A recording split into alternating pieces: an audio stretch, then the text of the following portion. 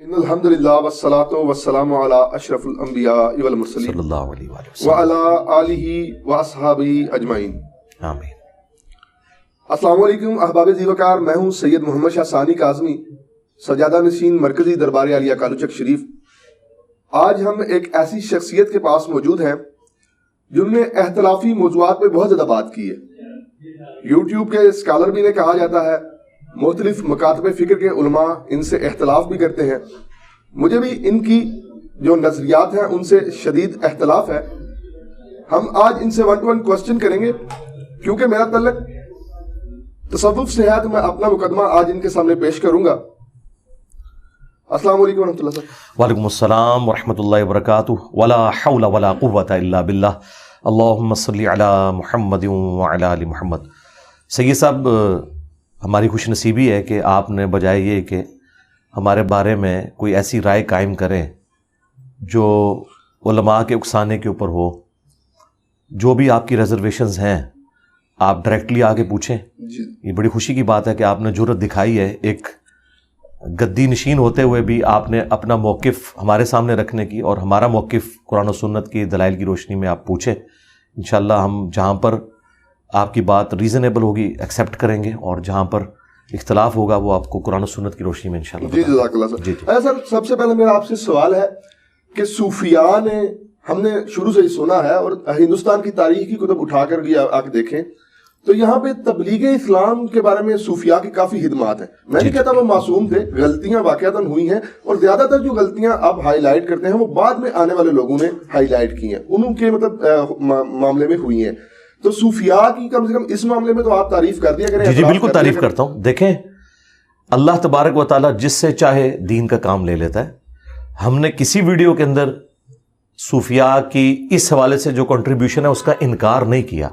ہم نے صرف یہ کہا ہے کہ صوفیاء نے اسلام جو یہاں پر پہنچایا وہ پیور اسلام نہیں تھا جو قرآن و سنت کے اندر رپورٹ ہوا۔ اور ہم اپنے دعوے کی دلیل میں صوفیاء کی جو ٹیکسٹ بکس ہیں جن کو وہ کوٹ کرتے ہیں کہ یہ ہمارے نظریات ہیں، ان کو ہم قرآن و سنت پہ پیش کر کے آپ کو بتا سکتے ہیں۔ رہ گی کنٹریبیوشن، تو ہم صوفیاء سے ہی پوچھیں گے کہ ایران کے اندر آج سے آلموسٹ 700 سال پہلے جن شیعہ حکمرانوں نے، شیعہ علماء نے وہاں پر شیعت پھیلائی، کیا ان بزرگان دین کی خدمات کو سنی صوفیاء ماننے کے لیے تیار ہیں؟ تو وہ کہیں گے نہیں، وہ مسلمان تو ہیں لیکن ہم ان کے عقیدوں کو صحیح نہیں سمجھتے۔ بس ہم بھی صوفیاء کو مسلمان سمجھتے ہیں، ان کے عقیدوں سے اختلاف رکھتے ہیں کتاب و سنت کی روشنی میں، اور خود بخاری اور مسلم سے ایک حدیث ایسی ہے کہ جو یہ لوگ اپنے مخالفین کے لیے پیش کرتے ہیں۔ مثلا آج ڈاکٹر ذاکر نائک نے سینکڑوں ہندوؤں کو کیمرے کے اندر کلمہ پڑھایا ہے، جس کی پاداش میں حضرت ابراہیم علیہ السلام کی طرح انہیں غریب الوطنی کی زندگی گزارنی پڑ رہی ہے۔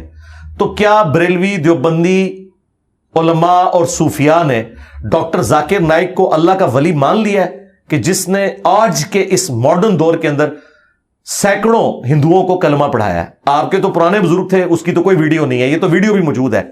تو اس کے جواب میں وہ یہ کہیں گے کہ ہم ذاکر نائک کے عقیدوں کو صحیح نہیں سمجھتے، اس کا کلمہ پڑھانا ٹھیک ہے، وہ اللہ تعالیٰ فاسق سے بھی کام لے سکتا ہے۔ بخاری مسلم کی وہ حدیث کوٹ کر دیں گے جو میں نے ذکر کیا کہ اللہ تعالیٰ چاہے تو فاسق سے بھی دین کا کام لے لیتا ہے۔ وہ ایک جنگ کے دوران ایک مسلمانوں کی طرف سے شخص لڑ رہا تھا جو قانوناً صحابی تھا، لیکن نبی علیہ السلام نے فرمایا یہ جہنمی ہے۔ تو صحابہ کہتے ہیں ہمیں بڑا وسوسہ آیا کہ اس نے تو اتنے کافر قتل کیے ہیں اور اتنی دلیری سے لڑ رہا ہے، یہ جہنمی کیسے ہے؟ تو ایک صحابی اس کے پیچھے ہو لیے، اینڈ پہ جب وہ زخموں کی تاب نہ لا سکا تو اس نے ایک تلوار زمین میں گاڑ کے اپنے آپ کو اس پہ گرا کے خودکشی کر لی۔ تو وہ صحابی وہاں سے نعرہ مارتے ہوئے آئے، صدق رسول اللہ، رسول اللہ نے سچ کہا تھا۔ پھر نبی علیہ السلام نے حضرت بلال سے کہا کہ اٹھو اور اناؤنسمنٹ کر دو کہ آخرت کا دار و مدار خاتمے کے اوپر ہے، بعض اوقات اللہ تعالیٰ فاسق سے بھی دین کا کام لے لیتا ہے۔ فاسق چھوڑ دیں، کافروں سے اللہ نے دین کا کام لیا ہے۔ آج یوٹیوب کے ذریعے، انٹرنیٹ کے ذریعے جو پوری دنیا کے اندر اسلام کی دعوت پہنچ رہی ہے، آپ گھر بیٹھ کے سعودی عرب کی نماز دیکھ رہے ہیں، حرم مکہ، حرم مدینہ کی زیارت کر رہے ہیں، روزہ شریف کی زیارت کر رہے ہیں۔ یہ ٹیکنالوجی اجمیر شریف والے بزرگوں نے نہیں دی، بغداد شریف والوں نے نہیں دی، بریلی شریف والوں نے نہیں دی، دیوبند شریف نے نہیں دی، بلکہ یہ گوروں کی ٹیکنالوجی ہے. تو یہ بہت بڑی بات ہے. یہ بخاری مسلم جو پرنٹ ہو رہے ہیں, قرآن پرنٹ ہو رہے ہیں, یہ کافروں کے پرنٹنگ پریس کے اوپر ہے. تو یہ گوروں کی بہت بڑی کنٹریبیوشن ہے. ایون جو میں نے پگڑی باندھی ہوئی ہے, یہ کپڑے جو میں نے پہنے ہوئے ہیں, یہ ان مشینوں کے اوپر بنے ہیں جو مسلمانوں کی بنائی ہوئی نہیں ہے. تو اللہ تعالیٰ فاسق کیا کافر سے بھی دین کا کام لے لیتا ہے, لیکن اس کی بنیاد کے اوپر اس کے عقیدے صحیح نہیں ہو جائیں گے. جس طرح کے صوفیاء کے نزدیک ڈاکٹر ذاکر نائک کا سینکڑوں ہزاروں ہندوؤں کو کلمہ پڑھانا اس بات کی دلیل نہیں ہے کہ ذاکر نائک کے عقیدے صحیح ہیں, وہ نہیں مانتے نا. جی. تو بالکل اس طریقے سے ہم بھی صوفیاء کے عقائد سے اختلاف رکھتے ہیں, اگرچہ انہیں مسلمان سمجھتے ہیں.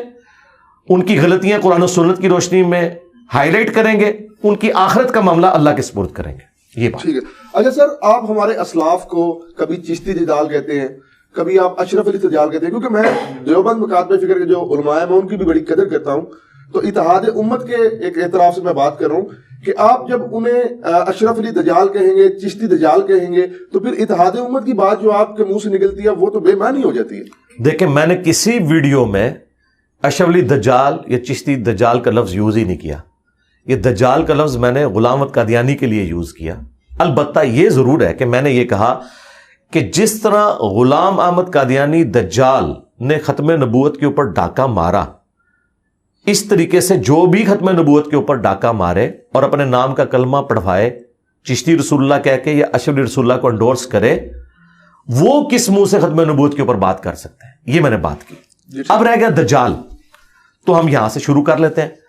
کیا بریلوی اشرف علی تھانوی صاحب کا کلمہ انڈورس کرنا, لا الہ الا اللہ اشرف علی رسول اللہ اور اللہم صلی علی و نبینا اشرف علی, نعوذ باللہ, کیا اس بات کے اوپر بریلوی علماء اور ان کے بزرگ کیا اشرف علی تھانوی کو رحمت اللہ علیہ اور مفتی اعظم اور حکیم الامت مانتے ہیں؟ وہ تو کہتے ہیں کذاب ہے, دجال ہے, گستاخ رسول ہے. اعلیٰ حضرت نے تو حسام الحرمین میں اشرف علی تھانوی کو کافر ڈکلیئر کیا اور کہا کہ اس کے کفر میں شک کرنے والا بھی کافر ہے. تو جب بریلویوں کے بزرگوں نے اشرف علی تھانوی کو کافر ڈکلیئر کیا ہوا ہے, تو اس کے مقابلے پہ میرا یہ کہنا کہ مجھے ان سے علمی اختلاف ہے اور یہ ان کا عقیدہ ختم نبوت کے منافی ہے, تو بہت چھوٹی چیز رہ جاتی ہے. اتحاد امت کیسے ہو سکتا ہے؟ فساد امت کی بنیاد پہ تو اتحاد امت نہیں ہو سکتا نا. کیا بریلوی علماء تیار ہیں کہ اشرف علی تھانوی کی گستاخانہ عبارتوں کو وہ صحیح سمجھتے ہوئے ان کے ساتھ اتحاد امت کر لیں؟ وہ کہتے ہیں اتحاد امت ہو ہی نہیں سکتا.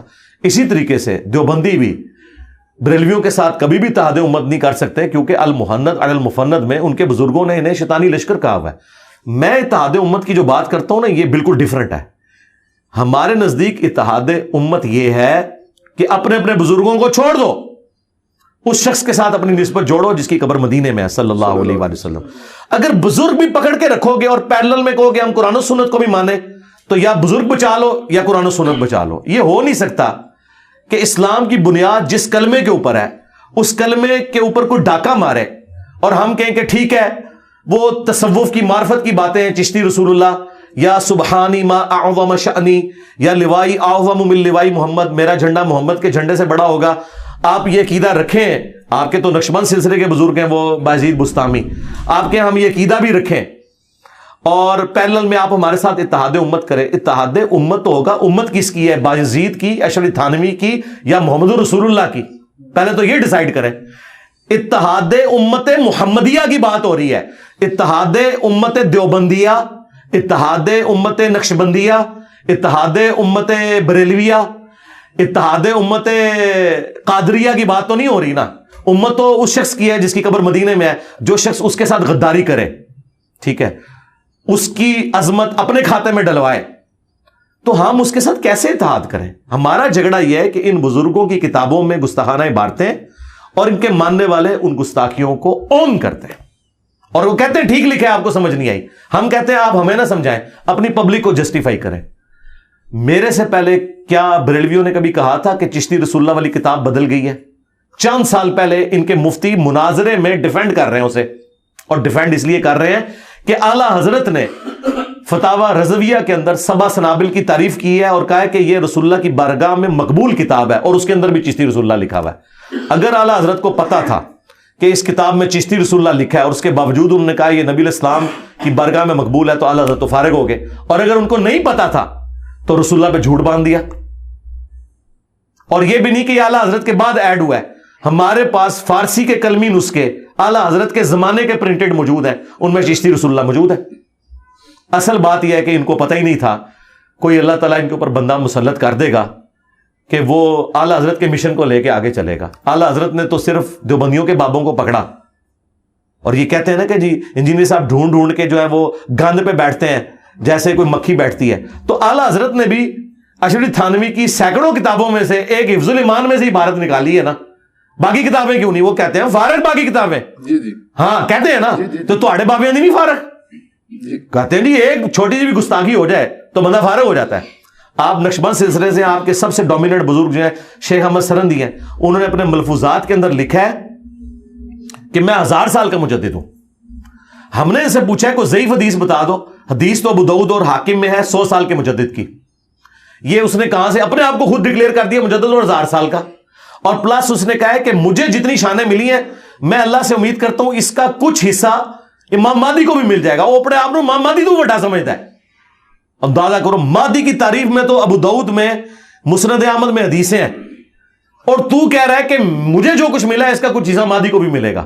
اور اس سے بڑھ کے جو جھوٹ بولا, اس نے کہا کہ اس امت میں اگر کوئی نبی ہوتا تو وہ فقہ حنفی کے مطابق عمل کرتا. اندازہ کرو انادر لیول, تم نبیوں کو فقہ حنفی کے انڈر کر رہے ہو. اور کہا کہ ہمارے بزرگوں نے کشف کے ذریعے دیکھا ہے کہ قرب قیامت میں جب عیسیٰ ابن مریم آئیں گے تو فقہ حنفی کے مطابق عمل کریں گے. یہ نہیں کہ وہ مقلد ہوں گے, ان کا اجتہاد بھی فقہ حنفی سے مل جائے گا. یار اندازہ کرو, جب سنیوں کی کتابیں بخاری اور مسلم ہیں تو حضرت عیسیٰ علیہ السلام نے بخاری مسلم پہ عمل کرنا ہے یا فتاوی عالمگیریہ کے اوپر عمل کرنا ہے؟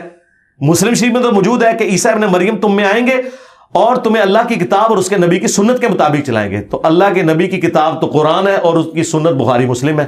حضرت عیسیٰ علیہ السلام بھی بخاری مسلم پہ ہی عمل کریں گے, اور وہ امام بخاری امام مسلم کے پیچھے نہیں ہوں گے. اس کے اندر احادیث جو رسول اللہ کی ہیں صلی اللہ علیہ وآلہ وسلم. اور یہ وہ باتیں جب ہم ہائی لائٹ کرتے ہیں, کل تک تو مکتوبات شریف جو ہے تصوف کا سرمایہ تھے, آج انہی مکتوبات شریف سے جب ہمیں عبارتیں پیش کر رہے ہیں تو یہ کہہ رہے ہیں انجینئر صاحب گستاخی کر رہے ہیں. تو بڑی زیادتی والی بات ہے. یعنی ہم جو بات کر رہے ہیں اس کا جواب دیں. اچھا سر, مزارات کے حوالے سے آپ ایک حدیث پیش کرتے ہیں کہ قبر پہ عمارت نہ بناؤ. جی ہاں جی.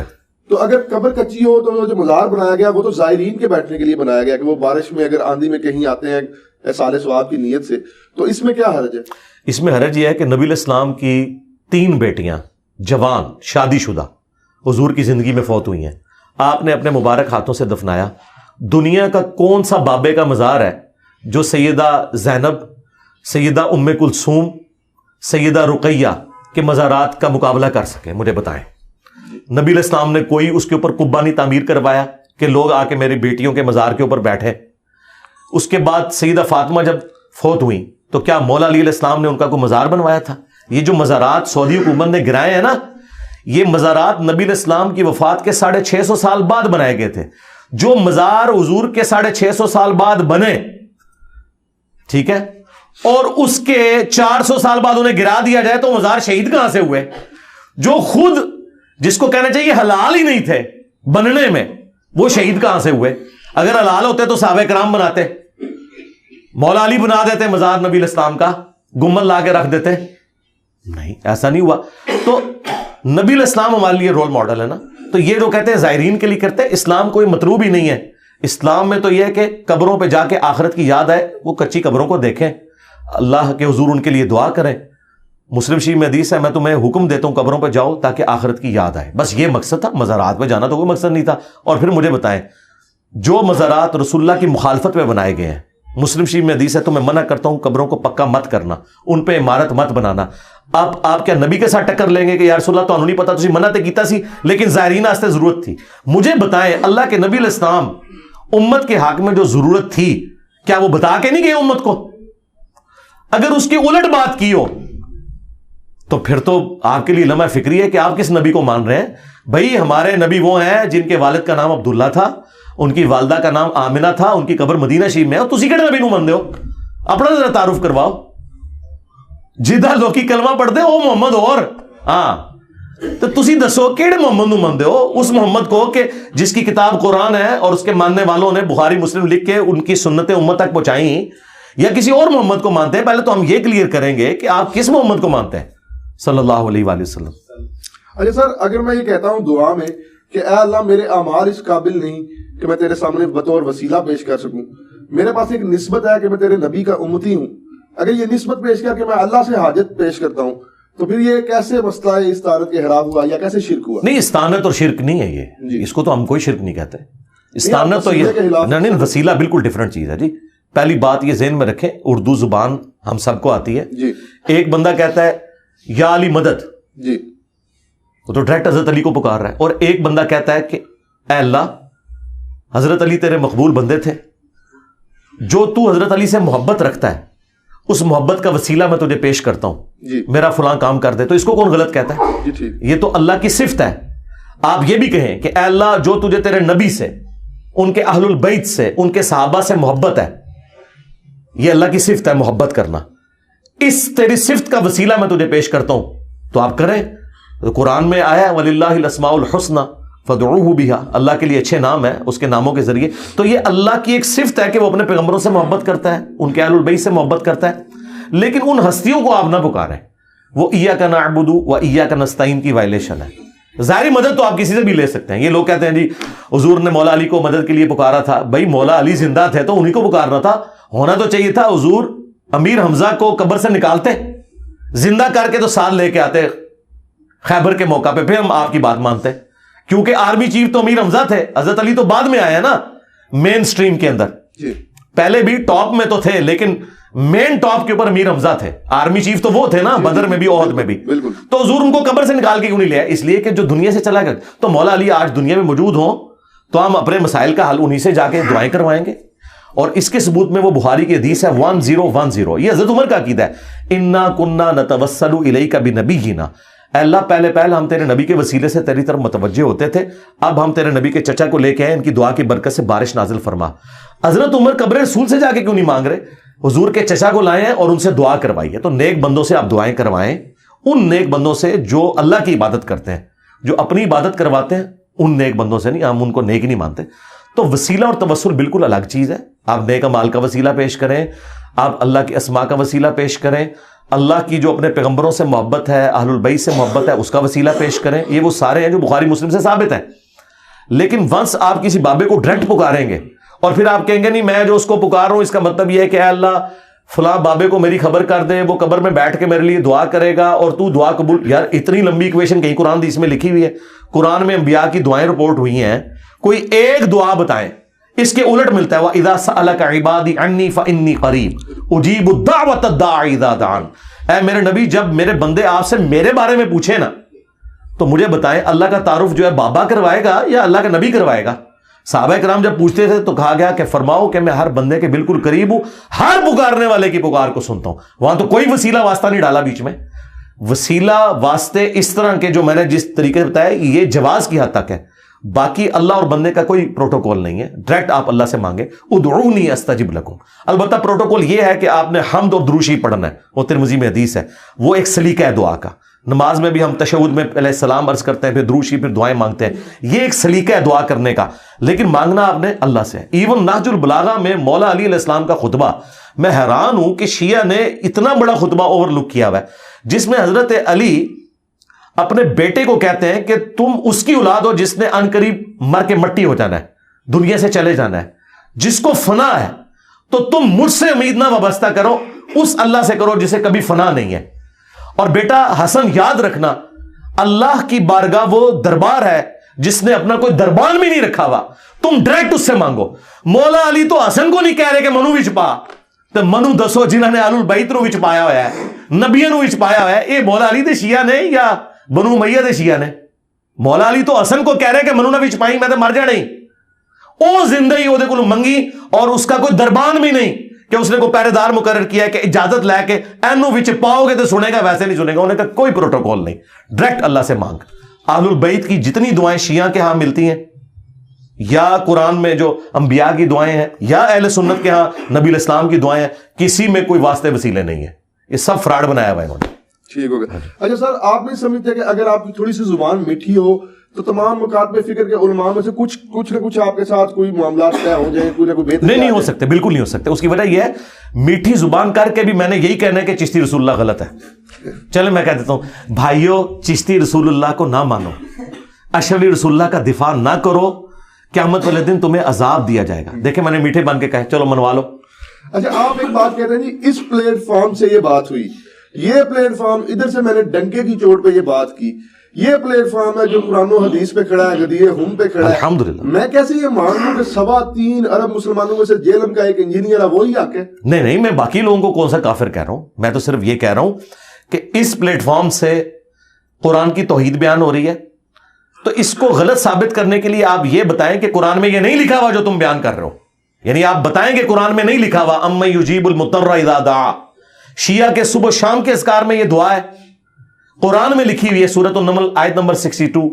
भला बताओ तो कौन सी हस्ती है कि वो इज़्तिराब में घिरे हुए शख्स की फरियाद को सुनता है और उससे उसकी तकलीफ को दूर कर देता है और तुम्हें तुम्हारे मां बाप के बाद दुनिया पे खलीफा करता है? क्या अल्लाह के साथ भी और कोई इलाह है? इलाहुम मअल्लाह। वहां तो होना चाहिए था कि भाई हम तो वो मुस्तकिल बिज़ात के बगैर माने हुए हैं और हम जो है वो अताई माने हुए हैं। अल्लाह तो कह रहा है कि मेरे साथ तो कोई और इलाह है ही नहीं जिससे तुम्हारी मुश्किल को दूर कर सके, तुमने मांगना मुझसे है। तो हम ये प्लेटफॉर्म की जब बात करते हैं तो हमें झूठा साबित करें ना, हमें कहें कि हां ये दुनिया में प्लेटफॉर्म है फला कि जो इंजीनियर साहब वाकई कुरान बुखारी मुस्लिम बयान कर रहे हैं जिस तरह आप कर रहे हैं, तो सरकार अगला सूरज तुलू नहीं होगा, मैं उसको दावत दूंगा कि इधर आके बैठे, ये ले बनी बनाई गद्दी, लेकिन चंदा चंदा कोई नहीं जे, हाँ ऐसे नहीं रखना, एक गद्दी हो जाए जेड़ी अपनी जेब भी ढीली कराएगी जे, हाँ तो हम लबना कुछ नहीं दे चू, मैं तो ऐसे बिठावांगा। तो ये जो प्लेटफॉर्म में बात करता हूं इसके बाद मैं कुछ चंदा तो नहीं मांगता। लोग जब कोई अपना कारनामा पेश करते हैं ना तो उसके बाद कहते हैं देखो ये कारनामा है, लिहाजा हम दीन का काम कर रहे हैं, ये अकाउंट नंबर डिस्प्ले हुआ है। हम कहते हैं आओ तुम्हें खिलाएंगे, चंदा नहीं लेंगे, अपनी जेब से खिलाएंगे। तो हम इस सिस्टम के बेनिफिशियरी कोई नहीं है। कह रहे इसलिए कि दिखाएं अहले बैत का दिफा किसने किया है।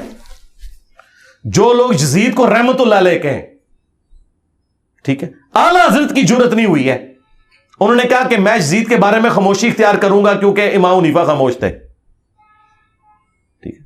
तो आला हजरत के मानने वाले यजीद को गालियां क्यों निकाल रहे हैं? वो कहते हैं वो इसलिए निकाल रहे हैं कि आला हजरत ने कहा था कि अगर यजीद को कोई बुरा कहेगा हम उसे रोकेंगे नहीं, खुद कहेंगे नहीं। तो दसो ना कि आला हजरत जेड़ा उन्हीं ही बुरा कहते, तुसी आला हजरत दे मसलक ते फिर नहीं हो।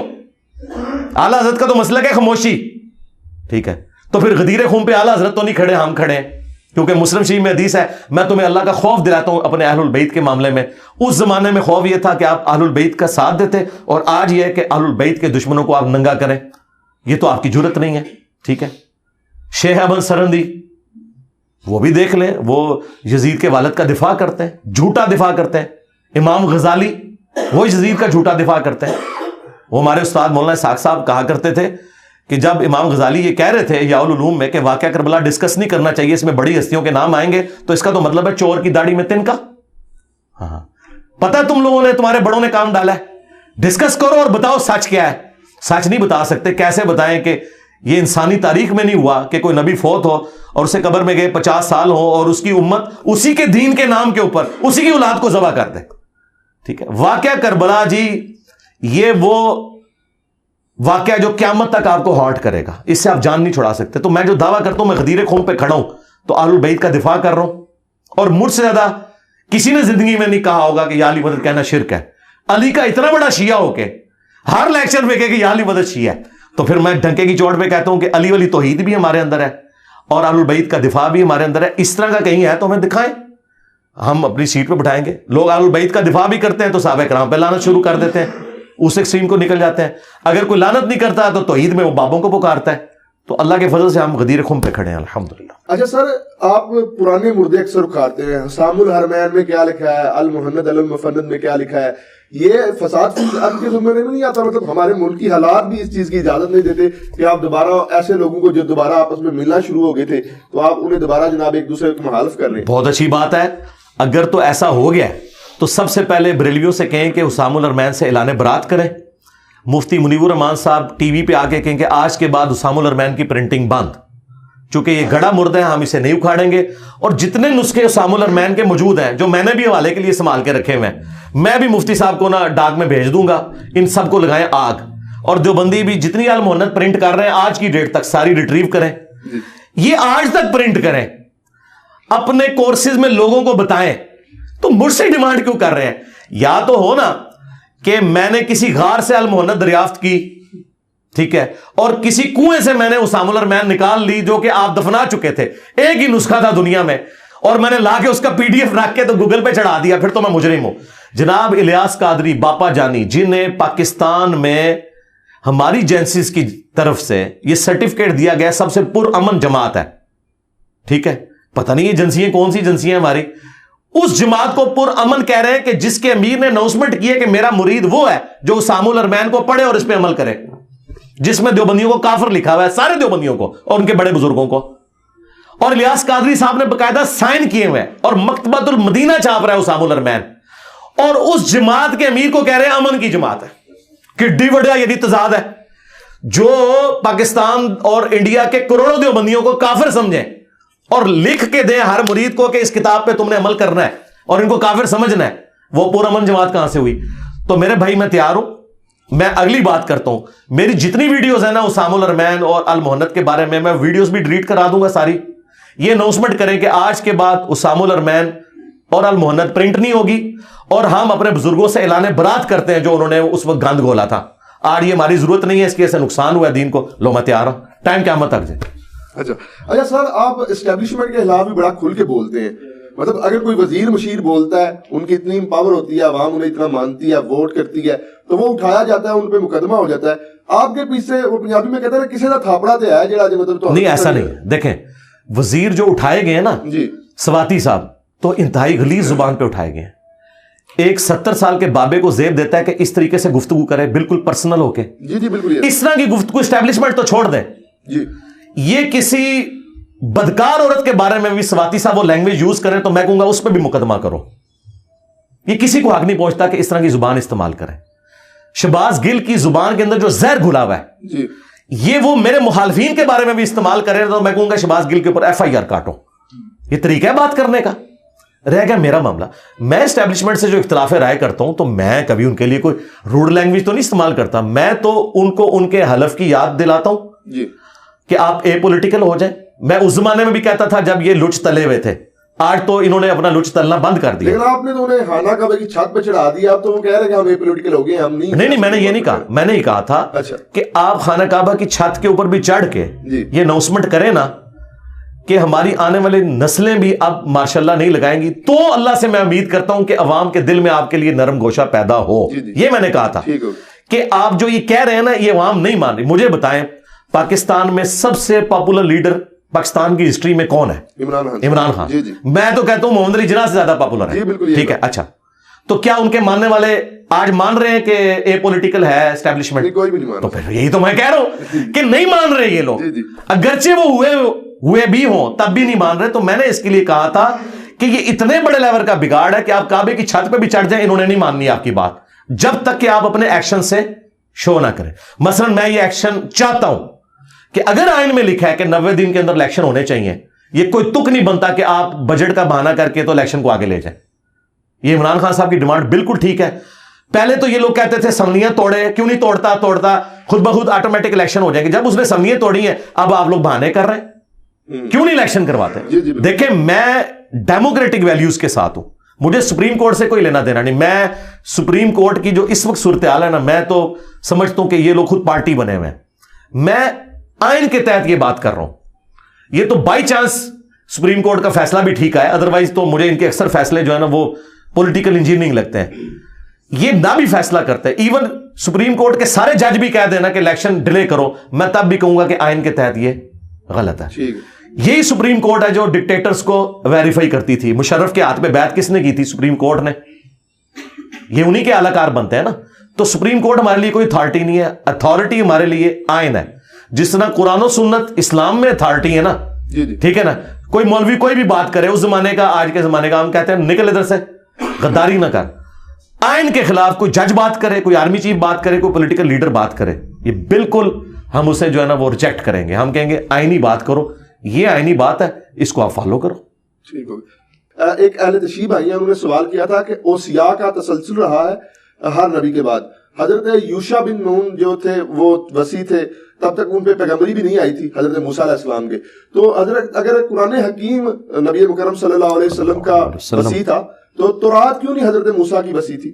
اس لیے کہ تورات ٹیمپر ہو گئی. ٹھیک ہے. پہلے کتابیں ٹیمپر ہوتی تھی تو ان کو اللہ تعالیٰ اس کی ریمیڈی کرنے کے لیے پیغمبر بھیجتا تھا. جوشوا ابن نون وہ پیغمبر تھے سرکار.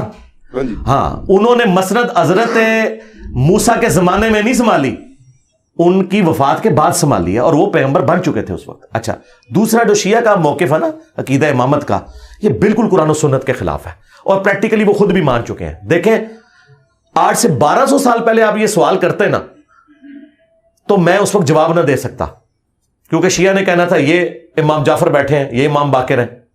آج میں پوچھوں کتنے امام آپ کے, تو وہ کہتے ہیں کہ وہ غیابت میں ہے. ٹھیک ہے, ہم کہتے ہیں کب سے, وہ کہتے ہیں 1200 سال سے. تو ہم کہتے ہیں 1200 سال سے اوصیاء پھر کون ہے؟ ٹھیک ہے, بتاؤ نا. علماء ہے تو سرکار پھر اسی ہے نا اوصیاء. اگر علماء ہے تو قرآن میں تو آیا کہ بنی اسرائیل میں اللہ تعالیٰ اہل علم کو اٹھاتا تھا جو انبیاء کی دعوت آگے پہنچاتے تھے. تو ٹھیک ہے سرکار, ہم وہی کام کر رہے ہیں. ایران میں بھی مجلس شورا بنی ہوئی ہے, علماء وہی کر رہے ہیں کام. امام خمینی نے وہی کام کیا, خامنائی صاحب وہی کر رہے ہیں, سستانی صاحب وہی کر رہے ہیں, تقی عثمانی صاحب وہی کام کر رہے ہیں. تو یہ اوصیاء ہے نا. لیکن یہ وہ اوصیاء ہیں جو قرآن و سنت سے بتائیں گے فَإِن تَنَازَعْتُمْ فِي شَيْءٍ فَرُدُّوهُ إِلَى اللَّهِ وَالرَّسُولِ. سیدھی سی بات ہے, اگر معاملہ اس طرح کا معاملہ ہوگا تو پھر اللہ اور اس کے رسول کی طرف پلٹایا جائے گا. اور میں آپ کو بتاؤں, علمی اختلاف زندگی میں مولا علی سے ان کے بیٹوں نے کیا. مسلم شریف میں حدیث ہے, ولید بن عقبہ نے فجر کے 4 فرض پڑھا دیے تھے. جی بالکل, شراب پی کے. ہاں, بخاری میں بھی اس کا حصہ حضرت عثمان والے چیپٹر میں ہے, مسلم میں تفصیل ہے. وہ شکایت پہنچی, حضرت عثمان نے کہا کہ لوگ یہ باتیں کر رہے ہیں کہ میرا یہ ستیلا بھائی ہے تو میں ایسے بچا لوں گا, تو ایسا نہیں ہوگا. حضرت علی چونکہ چیف جسٹس تھے تو انہوں نے حضرت علی سے کہا کہ ٹھیک ہے آپ اس کے اوپر حکم جاری کریں. 80 کوڑے حضرت عمر لگواتے تھے, نبی اسلام نے 40 لگوائے. تو حضرت علی نے کہا ٹھیک ہے حسن اٹھو اور کوڑے لگاؤ. تو حضرت حسن نے حضرت علی سے کیا کہا, انہوں نے کہا کہ جو اس کی میٹھی کھاتا ہے وہی کڑوی چکھے. بالکل ٹھیک ہے, باپ کی بات نہیں مانی. Point to be noted. ٹھیک ہے, کیوں نہیں مانی؟ انہوں نے کہا کہ یار یہ بنو امیہ سے ہے, ہم بنو ہاشم سے ہیں. لگایا حضرت عثمان نے خود. کوڑا جب مجھ سے مروائیں گے تو یہ تو خاندانی تعصب آ جائے گا, قبائلی سسٹم, تو ہمیں نہ ڈالے. یہ بنو امیہ ہی لگائے اس کو کوڑے, جنہوں نے یہ تحفہ ہم پہ مسلط کیا ہے. حضرت علی نے کوئی برا نہیں مانا. آپ نے اپنے جو بیٹا تھا دوسرا, انڈائریکٹلی اسما بنت امیس سے تھا چونکہ ان سے نکاح کر لیا تھا, عبداللہ ابن جعفر جو بھتیجا بھی لگتا تھا, انہیں کہا تو 40 کوڑے لگوائے اور کہا کہ بس 40 میں رک جاؤ. حضرت عمر 80 لگواتے تھے, حضور نے 40 لگوائے, حضرت بکر بھی 40 لگوائے, میں 40 دونوں کو صحیح سمجھتا ہوں لیکن 40 پہ ایک تو ادھر بھی 40 کی ویو آف کر دیا. ورنہ میرے صحابی تے 80 لوانے چاہیے تھے سن, کہ حضرت عثمان دا نام لے کے تو ویچ کے اللہ دے بندیا خلافت نو بدنام کر رہا ہے. لیکن حضرت علی نے کہا نہیں یار چھوڑ دو, مطلب یہ نہ ہو کہ کوئی خاندانی تعصب نہ آ جائے. تو علمی اختلاف ہو سکتا ہے کسی معاملے میں, یہ کوئی ایسا ایشو نہیں ہے. اس زمانے میں بھی لوگ ایک دوسرے کے ساتھ کرتے تھے, آج بھی علمی اختلاف کریں, آپ بتائیں اپنے معاملات کو. تو شیعہ کا جو یہ موقف ہے نا کہ اماموں سے پوچھنا ہے تو ٹھیک ہے, امام محمد مہدی علیہ السلام کو اگر سامنے نہیں لا سکتے, وہ نہیں آنا چاہتے, تو ہم نے ان کو ریکویسٹ کی تھی کہ آپ ہمیں واٹس ایپ نمبر دے دیں, موبائل نمبر دے دیں. تو انہوں نے کہا آپ نے گستاخی کر دی. گستاخی کہاں سے ہوگی؟ آج کے دور میں یہی بات ہوگی نا. مثلا آپ کہتے ہیں کہ فلاں عالم سے مسئلہ پوچھو, تو میں آپ سے کیا کہوں گا کہ اس کا یوٹیوب چینل بتائیں. آپ کے نہیں ہے تو میں کہوں گا واٹس ایپ نمبر دیں. مزاروں کے ایڈریس نہیں آپ بتاتے, اس میں توہین کہاں سے ہوگی؟ میں تو کہتا ہوں کہ اللہ کے نبی علیہ السلام دنیا میں آئے اس وقت تو دعوت کا ذریعہ ہے. آپ کا بھی یوٹیوب چینل ہوگا, آپ بھی لوگوں کو مسائل بتائیں گے, واٹس ایپ گروپس ہوں گے.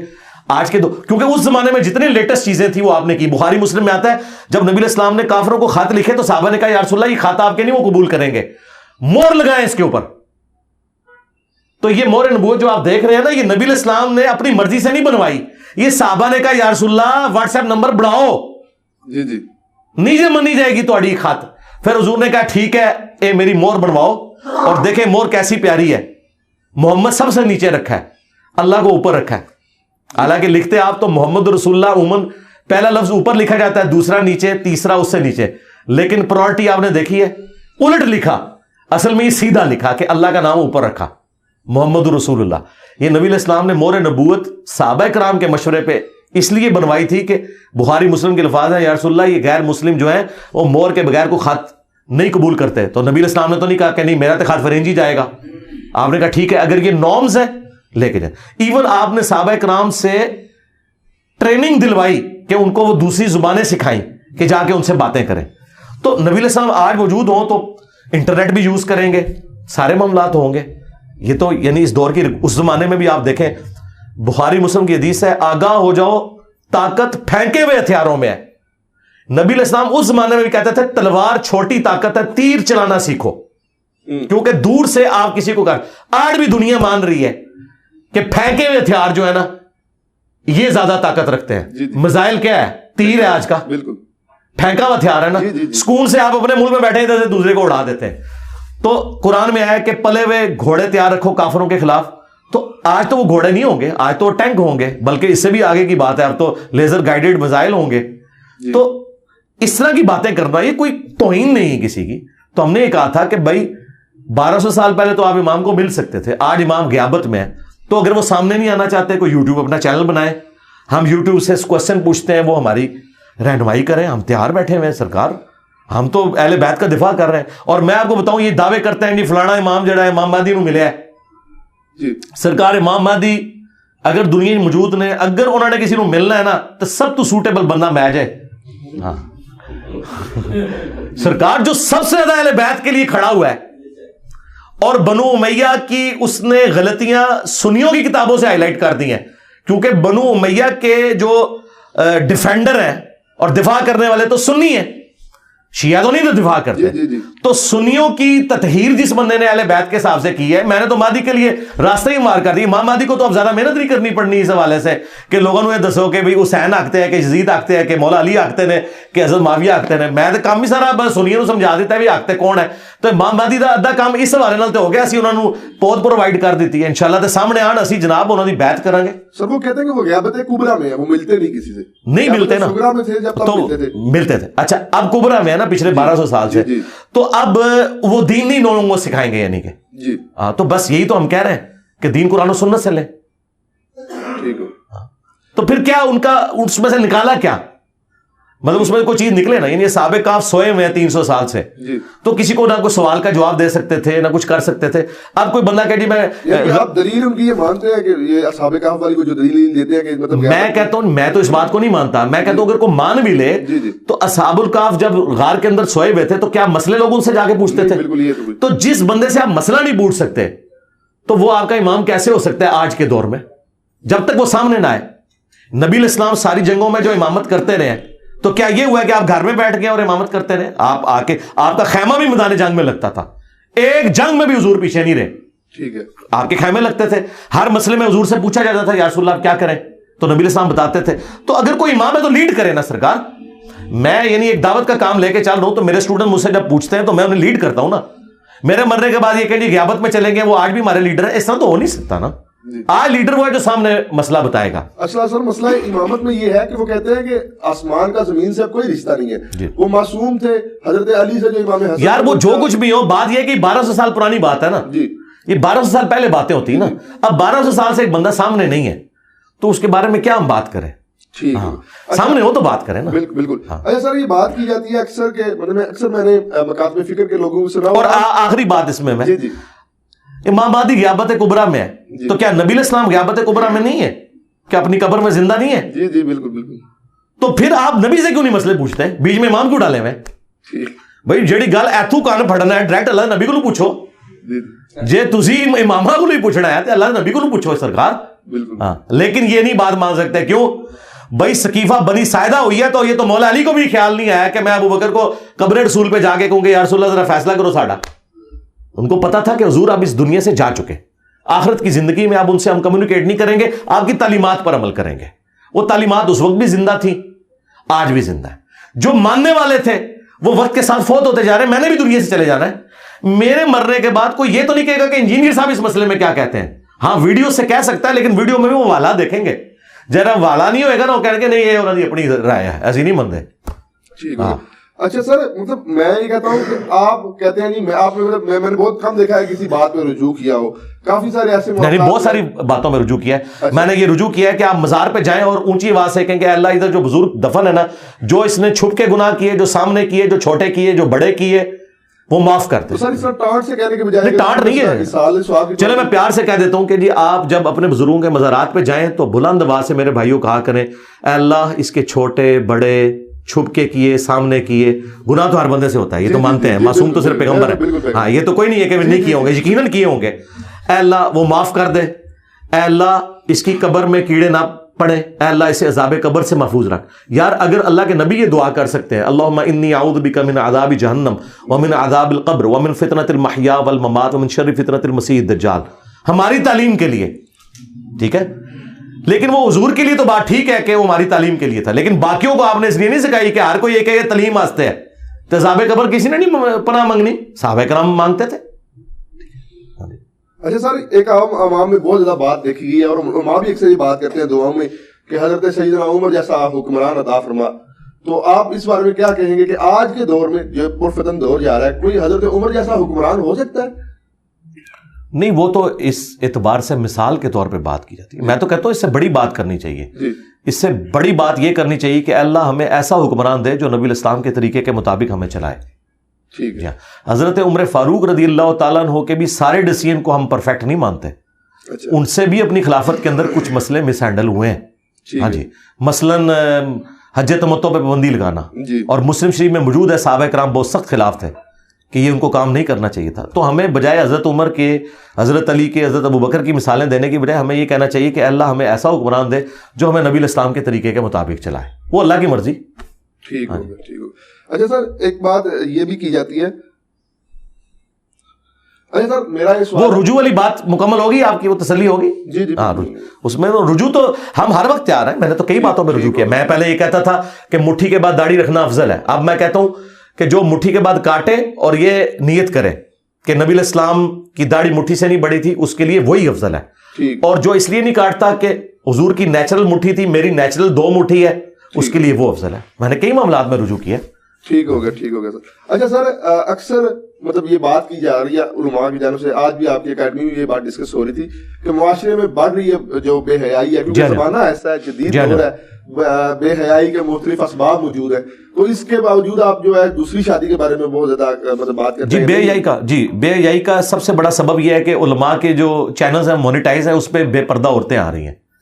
اس کے علاوہ تو علماء نے یہ کیوں نہیں اپنی ویڈیو ایڈز کیوں نہیں بند کر رہے؟ سدے باب اس کا کیا؟ سدے باب یہ ہے کہ علماء کی مونیٹائزیشن ختم کروائیں. دیکھیں یہ آپ اس کو مذاق نہ سمجھیں, میں ٹونٹ نہیں کر رہا, واللہ ایک بندے نے طارق جمیل صاحب کا کلپ اس لیے لگایا کہ وہ فکر آخرت اس سے حاصل کرے, اور کلک کرتے ہی ایک ناچتی ہوئی بے پردہ عورت سامنے آ گئی, تو وہ بیچارہ گیا. بے حیائی تو یہ پھیلی ہوئی ہے. اور اب تو تقی عثمانی صاحب کا بھی فتویٰ آ گیا کہ یہ غلط ہے. یہ کتنا بڑا ظلم ہے کہ دین کے نام پہ بندہ کلک کر رہا ہے اور سامنے یورپ اور امریکہ میں تو اتنے گندے اشتہار کھولتے ہیں, وہ سامنے آ جائیں. تو دین میں جو بے حیائی والا ایک ایلیمنٹ ہے, اس کا سبب خود ہمارے علماء کے ویڈیو چینلز بن رہے ہیں, جو ویڈیو مونیٹائزیشن انہوں نے کی ہوئی ہے, وہ ناچتی ہوئی عورتیں سامنے آ جاتی ہیں. تو یہ سب سے بڑا سبب ہے. اب رہ گیا دوسری شادی, بالکل کریں, دوسری شادی کریں, لیکن اگر دوسری شادی کرنے کے بعد بھی ایک ہی بیوی رہ جائے آپ کی, جی ٹھیک ہے, اینڈ تو رزلٹ یہی ہوتا ہے نا کہ آپ ایک طرف لٹک جاتے ہیں. قرآن نے کہا ایسا نہ ہو ایک طرف لٹک جاؤ. ٹھیک ہے, جب آپ لٹکتے ہیں, ایک تھوڑا سا آپ لٹکتے ہیں تو دوسری طرف سے وہ پہلی بیوی آپ کی ٹانگ کھینچ کے آپ کو گرا ہی دیتی ہے جس طرف لٹکے ہوتے ہیں. وہ کہنی ہے نہ سے تم ادھر ہی مار. تو جو آپ نے وہ جو بچے ہیں وہ اب ان کا کون دیکھ بھال کرے گا؟ وہ تو بچے تو ماں کے ساتھ ہی ہوں گے, جیسے چوزے مرغی کے ساتھ ہی جاتے ہیں. مرغے کے ساتھ کبھی چوزے دیکھے آپ نے؟ تو at the end of the day جب وہ بچے معاشرے کے لیے اور وہ عورت ناسور بن جائے, تو جس کو حالات فیوریبل ہو نا, جس کی بیوی خود دوسری شادی کروائے, تو سرکار وہ شوق سے کرے اور ہماری دعائیں اس کے ساتھ ہیں. لیکن اگر اس سے یہ فتنہ کھڑا ہوتا ہے کہ آپ نے لڑائی جھگڑا کرنا ہے اور اینڈ پہ ایک بھی جاتی رہے, میں اس پوائنٹ آف ویو سے بات کر رہا تھا. قطعاً کسی کی جرت ہے کوئی دوسری تیسری شادی کو حرام کہہ جائے, وہ تو کافر ہے جو کہے کہ یہ حرام ہے, نعوذ باللہ. اچھا سر, جمہوریت کے بارے میں ڈاکٹر اقبال صاحب نے بھی کہا ہے کہ جمہوریت وہ طرز حکومت ہے کہ جس میں سروں کو گنا کرتے ہیں تولا نہیں کرتے. موجودہ جو حکومت ہے اس میں, جو نظام حکومت ہے اس میں مطلب ایک نشئی جو ہے نیم پاگل, وہ بھی ووٹ دیتا ہے, اس کی بھی اتنی ہی اہمیت ہے. ایک اسکالر ووٹ دیتا ہے, اس کی بھی اتنی اہمیت ہے. میرے خیال میں نشئی کی ووٹ زیادہ ہونی چاہیے. اس کی وجہ ہے کہ نشئی جو ہے وہ تو اپنے گھر کا سامان بیچ کے نشہ کر رہا ہے نا, اسکالر تو آپ کی جیبوں سے ہتھیار ہے, اس کی ووٹ آدھی ہونی چاہیے. بالکل آپ کے ساتھ لاجیکل بات ہے, پی ایچ ڈی اسکالر مطلب کوئی نہیں چلے, آپ نے نیچرل بات ہے جی. دیکھیں نا تو وہ کیسے ہو سکتا ہے؟ ہاں جی میں وہ بتاتا ہوں. پہلی بات یہ کہ ڈاکٹر اقبال کے شعر نہ تو دین ہے, اچھا, اور نہ ڈاکٹر اقبال کے اشعار جو ہیں وہ کسی آپ ثبوت میں پیش کر سکتے ہیں. انہیں بھی غلطی لگی ہے, ہاں جی, تو ہم تو نہیں ان کے ساتھ ایگری کرتے. لاجیکلی ٹھیک ہے کہ مطلب کیسے؟ جی میں آپ کو بتا رہا ہوں لاجیکلی نہیں ٹھیک ہے, بالکل غلط ہے. اس کی وجہ یہ ہے کہ اسلامک ڈیموکریسی کو ہم حلال سمجھتے ہیں, ویسٹرن ڈیموکریسی کو جسے ڈاکٹر اقبال نے کرٹیسائز کیا ہم اسے کفر سمجھتے ہیں. حلال و حرام کا فیصلہ کثرت رائے نہیں کر سکتی. آپ تو کہہ رہے ہیں نا علماء کی ووٹ, میں کہتا ہوں جی علماء کعبے کی چھت پہ بھی چڑھ دیں نا سارے اور کہیں کہ مرد کی مرد سے شادی جائز ہے تو ہم اسے بھی ریجیکٹ کریں گے. نہیں تو ہم تو یہ مانتے ہی نہیں ہیں. ہم کہتے ہیں کثرت رائے حلال کے اندر ہوگا, حرام کا فیصلہ قرآن و سنت کریں گے, علماء بھی نہیں کریں گے. ہم تو بہت آگے کی بات کر رہے ہیں. اس طرح کی ڈیموکریسی کو ہم صحیح سمجھتے ہیں جس میں حلال کا فیصلہ ہو کثرت رائے سے. مثلا کثرت رائے یہ ہے کہ کسی دو شہروں کے درمیان ٹرین چلنی چاہیے یا موٹر وے بننی چاہیے, تو کثرت رائے سے فیصلہ ہونا چاہیے کہ ٹرین سوٹیبل ہے یا موٹر وے سوٹیبل ہے. ٹھیک ہے, یہ آپ کا فیصلہ ہے, آپ اپنی رائے ہموار کریں, فیزیبلٹی رپورٹ بنائیں, لوگوں کو قائل کریں.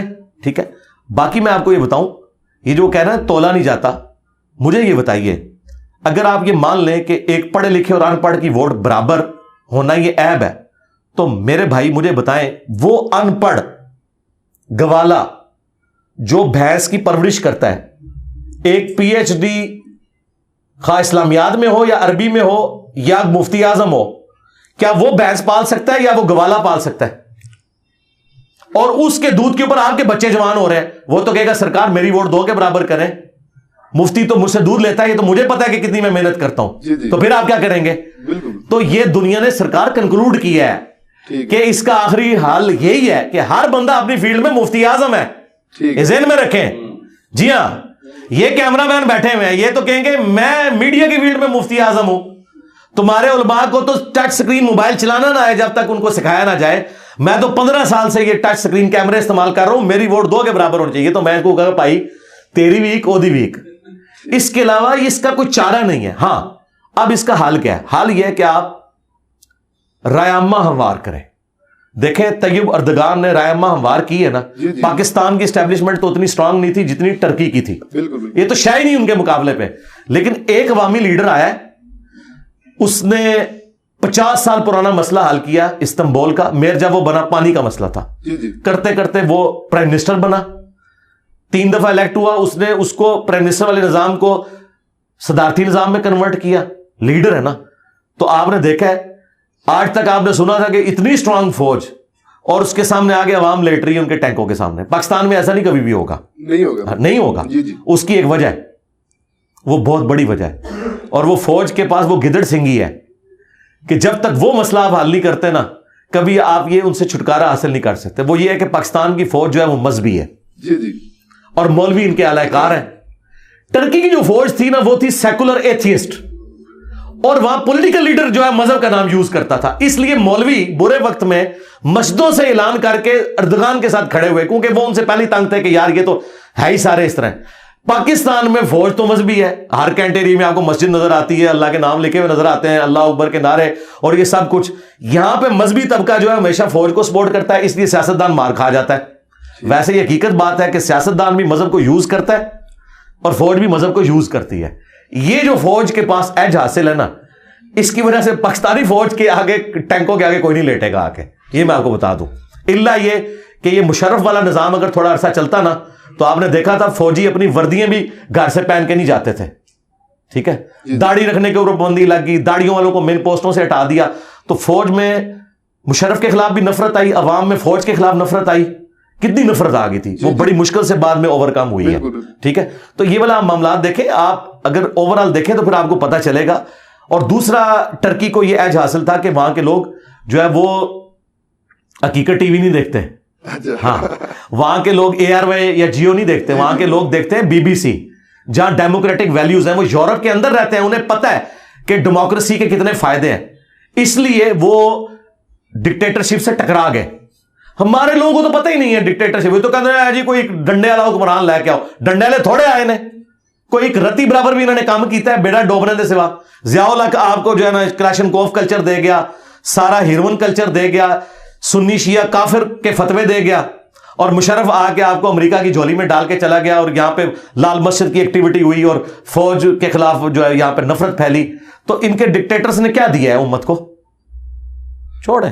اچھا, لامحدود نجی ملکیت یہ رکھنا اسلام میں کیا جائز ہے؟ لامحدود تو ہو ہی نہیں سکتی جی سرکار. مطلب آپ دیکھیں, آپ بیوروکریٹس جو ہے ہمارے انہوں نے رکھی ہوئی ہے, اس کے علاوہ جو بڑے بڑے نہیں لامحدود تو نہیں ہوگی, مطلب وہ گنی تو جائے گی. مطلب کافی ہے سر, میرے یا میں مرلے ڈیڑھ مرلے کے گھر میرے بھائی اسلام میں اگر آپ زکوٰۃ دے رہے ہیں جی, زمین کی پیداوار کا عشر دے رہے ہیں تو اسلام کو تو کوئی تکلیف نہیں آپ سے. ٹھیک ہو گیا, ٹھیک ہو گیا. آپ کو حیران کن بات بتاؤں, یہ لوگوں کو یقین نہیں آئے گا, آپ بخاری شریف کھولیں, حضرت زبیر جب شہید ہوئے نا آج کے اربوں روپے کے مقروض تھے سرکار, کروڑوں نہیں اربوں. وہ آپ سونے کی ویلیو کیلکولیٹ کریں آج کے حساب سے. جی جی. اب آپ سوچیں گے حضرت زبیر عشرہ مبشرہ, اور وہ جنگ جمل سے ایک دن پہلے اپنے بیٹے کو کہہ رہے ہیں, بخاری کے الفاظ ہیں کہ ہو سکتا ہے میں کل مارا جاؤں تو تم نے میرا قرض اتارنا ہے. اب آپ سوچیں گے کہ اس کے اوپر قرض اربوں روپے کا ہے, وہ کتنے کی دیر ہو رہے. ہوا یہ تھا کہ اس زمانے میں بینک نہیں ہوتے تھے, لوگ جو ہیں وہ بڑے لوگوں کے پاس اپنی مانتے رکھواتے تھے, وہ مانتے انہوں نے رکھوا دی, آگے انہوں نے وہ بھی غریبوں میں بانٹنی شروع کر دی. ادھار تو ادھار نہیں ہوتا ہے, حضرت علی کو نہیں تھے حضور ڈیوٹی لگا کے کہ مانتے واپس کرنی ہے, وہ ادھر غریبوں میں لٹا دی, اور جن کی مانتے تھی وہ واپس دینی تھی. ٹھیک ہے, بعد میں کتنی مشکل سے حضرت عبداللہ ابن زبیر نے وہ قرضہ اتارا ہے, اور وہ اس طرح اتارا ہے, وہ بھی خیر کیا اتارا, وہ بیت المال سے ہی پیسہ گیا سارا. حضرت معاویہ کو ریکویسٹ کی کہ حضرت زبیر کی یہ زمین ہے, وہ زمین تھی سپوز 1 کروڑ روپے کی, انہوں نے کہا یار یہ آپ 1 ارب کی خرید لیں تو چلیں. تو حضرت معاویہ نے بھی جیب سے کوئی نہیں دیا, بیت المال سے ان کو پیسے دیے. اس طرح مختلف جگہوں سے پیسے کٹ کر کے انہوں نے اپنے باپ کا قرضہ اتارا.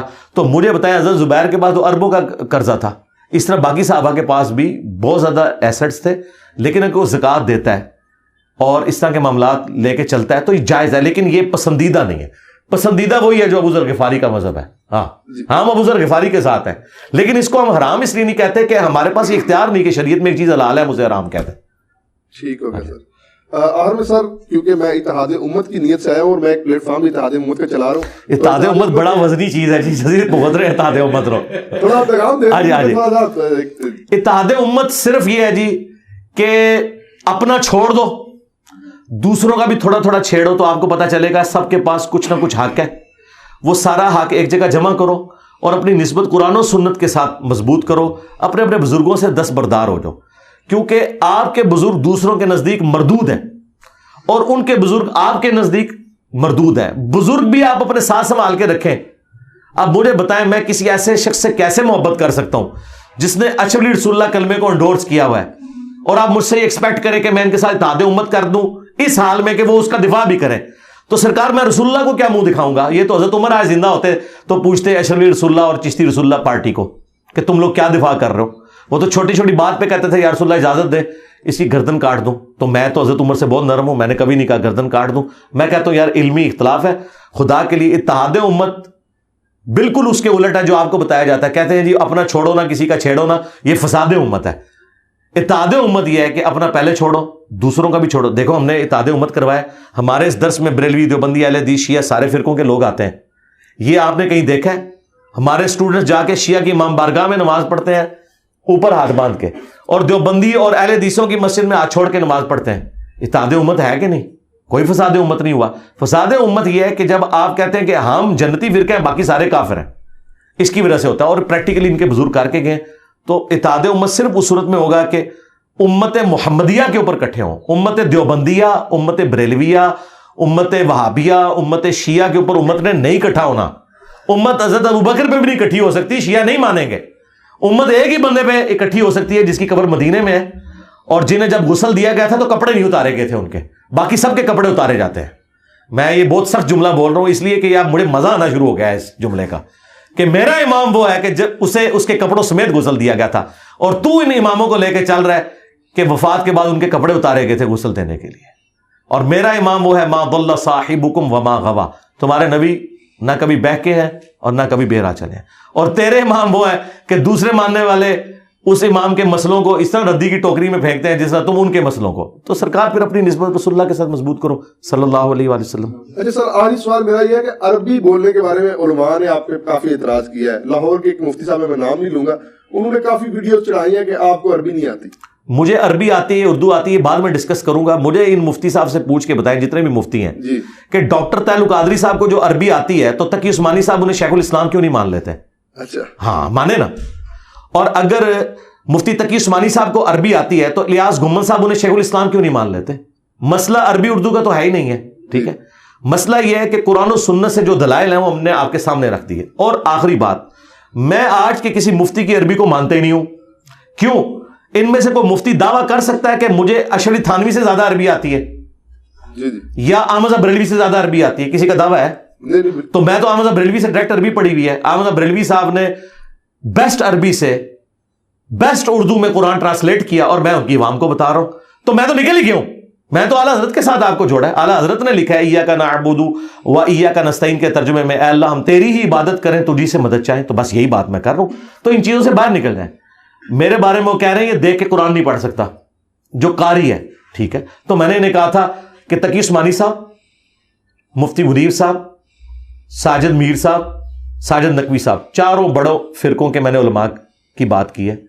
یہ یوٹیوب کے اوپر کوئی قرآن کی ایک سورت تلاوت کر دے, اپلوڈ کرے, مجھے بتا دیں, انشاءاللہ میں شام کو سورج غروب نہیں ہونے دوں گا, میں وہی سورت, سب سے مشکل والی سورت ڈھونڈ لیں, میں وہی سورت قرات کروں گا. اب ہم فیصلہ کر لے گی کس کو قرآن زیادہ پڑھنا ہوتا ہے.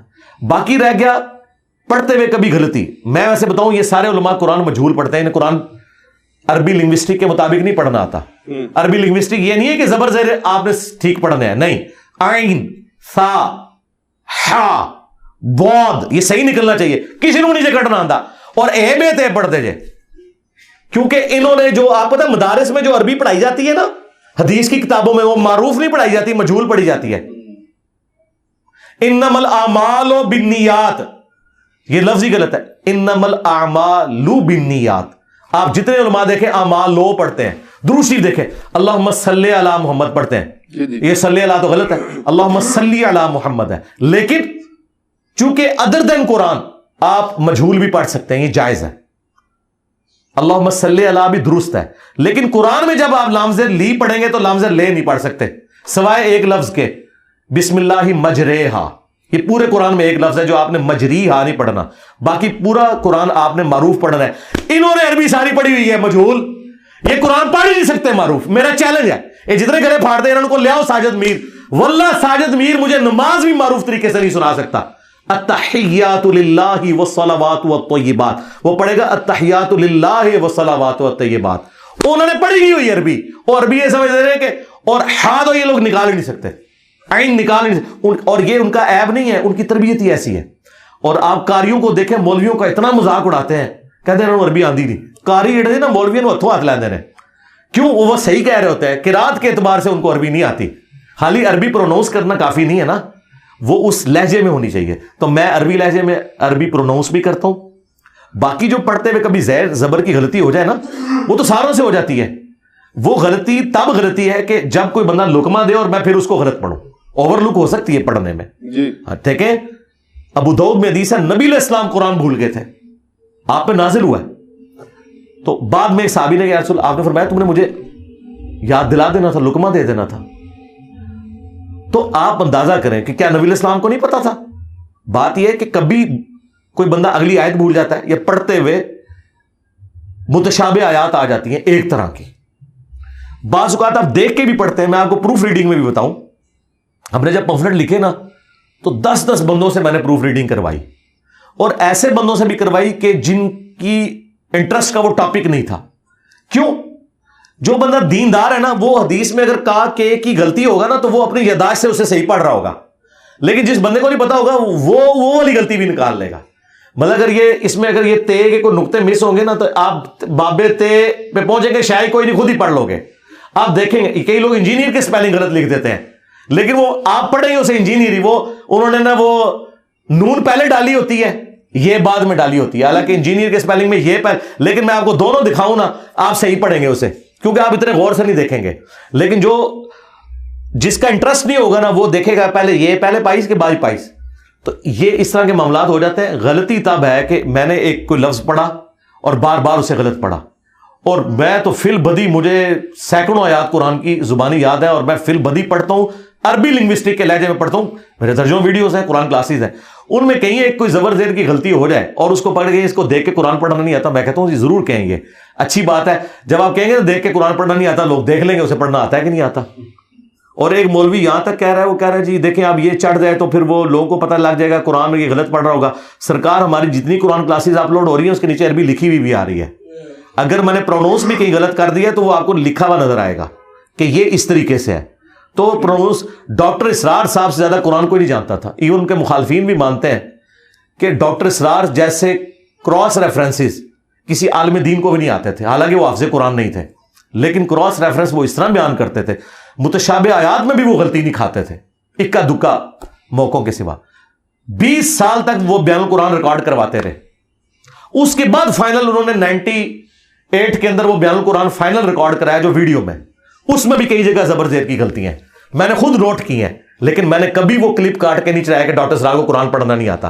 اور ڈاکٹر اسرار صاحب کا وہ پورا قرآن مجہول بھی ہے, وہ ہے پڑھ دیتے ہیں ہی کو بعض جگہ پہ, تے پڑھ دیں گے تی کو, ٹھیک ہے, بو پڑھ دیں گے بو کو, ہو جاتا ہے. اس لیے کہ مجھے پتا ہے کہ ظاہر ہے کہ وہ, لیکن یہ چیز میں ڈاکٹر اسرار کو میں کہتا ہوں جی ڈاکٹر اسرار کو جتنا قرآن آتا تھا نا, تمہارے مرے ہوئے بزرگوں میں زندہ بزرگوں میں کسی کو قرآن اتنا نہیں آتا, کیونکہ تم لوگ قرآن پڑھ پڑھ کے اپنے بابے ثابت کرتے رہو, ڈاکٹر اسرار لوگوں کو تو ہی سکھاتا رہا. ٹھیک ہے, تو تمہاری تفسیروں کا میں نے کیا کرنا ہے, جو تم لوگ 50 جلدوں کی تفسیر لکھ کے مر جاؤ اور شرک ثابت کرتے رہو, تو میں تو اس کی تفسیر مانوں گا نا جس نے قرآن کو اسی طرح مانا جس طرح کہ نازل ہوا. تو یہ کوئی ایسا اعتراض نہیں ہوتا, اور اسی لیے یہ اس طرح کا علمی اعتراض میں نے کبھی نہیں دیکھا کہ ہمارے کسی اسٹوڈنٹ نے یا میں نے کسی کی اس طرح کی کوئی ویڈیو کاٹ کے اپلوڈ. حالانکہ مجھے ریئل ٹائم ان کے بڑے علماء جو حدیثیں بیان کر رہے ہوتے ہیں اس میں کئی جگہ غلطی نظر آتی ہے, 2-3 حدیثوں کو مکس کر جاتے ہیں. اب میں اس کو غلطی بنا کے پیش کروں اس طرح نہیں, میں نے 1-2 دفعہ پکڑا, لیکن ساتھ ہی میں نے کہا یہ میں کوئی علمی اعتراض نہیں کر رہا, چونکہ ان کا دعویٰ ہے ان کی جوتی ان کے سر پہ مار رہا ہوں. میں نہیں اس کو سمجھتا کہ یہ اعتراض بنتا ہے. مثلا ان کے پاکستان لیول کے ایک بہت بڑے پیر ذوالفقار نقشبندی صاحب جو انجینئر بھی ہیں, جن کے بارے میں کہتے ہیں اس طرح کے انجینئر کو ہم مانتے ہیں جو پیر بھی ہو عالم بھی ہو, اس نے کہا کہ بخاری میں لکھا ہے کہ قبروں پہ مارتے مت بناؤ. میں نے کہا بخاری میں حدیث ہی نہیں ہے. اچھا ٹھیک ہے, وہ مسلم میں, لیکن میں نے ساتھ ہی کہا کہ میں کوئی علمی اعتراض نہیں کر رہا, چونکہ ان کا دعویٰ ہے کہ انجینئر بھی ہیں پیر بھی ہیں تو دل کا حال بھی جانتے ہیں اور درس بخاری بھی دیتے ہیں, او دی غلطی معاف نہیں ہوئے گی, انہوں پھر اس لیول پہ پکڑا جائے گا. علمی اعتراض نہیں, ایک جذباتی اعتراض ہے, چونکہ یہ خود دوسروں کے اوپر یہی کرتے ہیں نا اس طرح کے اعتراضات. تو اللہ کا شکر ہے, غلطی بتائیں, ہائی لائٹ کریں, انشاءاللہ ہم اپنی اصلاح کریں گے, اس میں کوئی ایسا مسئلہ نہیں ہے, ہر وقت لرننگ کے لیے تیار ہے. اچھا سر, تمام فرقوں میں کوئی ایک عالم دین ایسا بتا دیں جو مطلب باقی تمام سے بہتر ہو, مطلب آپ کے نزدیک وہ بہتر, آپ کو عزم ہو جائے گا. جی بالکل, جاوید احمد غامدی صاحب. ٹھیک ہے سر, ان میں تکنا کتنا اخلاق نبوت تواڈے مولوی موجود ہے, تواڈے مولویاں دے منہ تو جھگ چھوٹتی ہے جدوں میں جاوید غامدی صاحب دا نام لینا وا. یار کیوں چھوٹتی ہے؟ غامدی صاحب نے تو کبھی آپ کی منجی نہیں ٹھوکی, اس نے تو کوئی گستاخی نہیں کی. غامدی جتنی عربی تمہارے بزرگوں کو بھی نہیں آتی, پڑھتے وہ بھی مجہول ہیں, قرآن بھی مجہول پڑھتے ہیں, لیکن عربی لیکن پڑھ رہے مجبور. قرآن سے پوچھیں گے تو عربی غلط پڑھ رہے ہیں, میں ویسے بتا رہا ہوں. ویسے زبر زیر صحیح پڑھنا, اور وہ عربی شاعری بھی ان کو کمال آتی ہے, ان کے مولویوں سے زیادہ عربی آتی ہے. تو میرا نہیں رائٹ میں کسی کے بارے میں میں ان کو کیوں بہتر سمجھتا ہوں. میرے نزدیک داڑھی, فرقہ, شلوار ٹخنوں سے اوپر کرنا, رفع دین کرنا نہ کرنا, اس سے بڑی چیزیں توحید اور ختم نبوت. میرے نزدیک کسی بریلوی دیوبندی اہل حدیث کی توحید اور ختم نبوت کا عقیدہ اتنا مضبوط نہیں جتنا غامدی صاحب کا. لیکن آپ سر انہیں منکرین حدیث میں بھی کنسیڈر, وہ تو بعد کی بات. منکرین حدیث سب سے بڑے حنفی ہیں, کہتے ہیں بخاری مسلم سنیوں کی کتابیں نماز رفع الدین سے پڑھتے نہیں, کہتے ہیں بغلوں میں بت رکھ کے آتے تھے. منکرین حدیث تو حنفی ہیں. ٹھیک ہے, بات تو یہ ہے نا, غامدی صاحب کا عقیدہ توحید بھی دیوبند بریلوی اہل حدیث شیعہ سے بہتر. غامدی صاحب کا ختم نبوت کا عقیدہ بھی, وہ کسی باب بزرگ کی وہ اس طرح کی کسی عبارت کو وہ تو صوفیاء کو آڑے ہاتھوں لیتے ہیں, ان سے بہتر. تو باقی چیزیں تو بعد میں آئیں گی نا, پہلی چیز توحید اور عقیدہ ختم نبوت ہے. اس کے اعتبار سے زندہ لوگوں میں غامدی صاحب سے بڑا کوئی عالم دین نہیں ہے جو اتنی دلیری کے ساتھ یہ عقیدہ رکھتا ہو. تو اس لیے میں ان کو بہتر سمجھتا ہوں. اگر آپ کے علم میں کوئی ہے تو لیں, میں ابھی اس کو پہلے نمبر پہ ڈکلیئر کر دیتا ہوں. ہاں مفتی منیر صاحب سامنے آئے اور کہیں کہ میں چشتی رسول اللہ اور جو صوفیاء کی جتنی گستاخانہ باتیں ہیں انہیں ردے کی ٹوکری میں پھینکا جائے, کتابوں کی پرنٹنگ بند کی جائے. آندہ سے میں غامدی صاحب سے ان کا بھی نام لے لوں گا, لیکن ساتھ ان کو کہنا ہے کہ بابوں کو پکارنا بھی شرک ہے, توحید بھی صحیح ہونی چاہیے, میں ان کا نام لوں گا. ٹھیک ہے, بہت شکریہ سر. اب حافظ جی بغیر یہ تھی آج کا سیشن, اور ہم نے کوشش کی انجینئر صاحب کے نظریات ان کے ساتھ, ہمارے نظریات ہمارے ساتھ, ہم نے کوشش کی ہے کہ آج کے جتنا بھی سیشن ہے اس میں بغیر کسی اسکرپٹ کے آپ کے سامنے پیش کیا جائے. آپ سے گزارش ہے ہمارے چینل کو سبسکرائب کیجیے اور ویڈیو کو لائک کیجیے. اللہ حافظ. جزاک اللہ.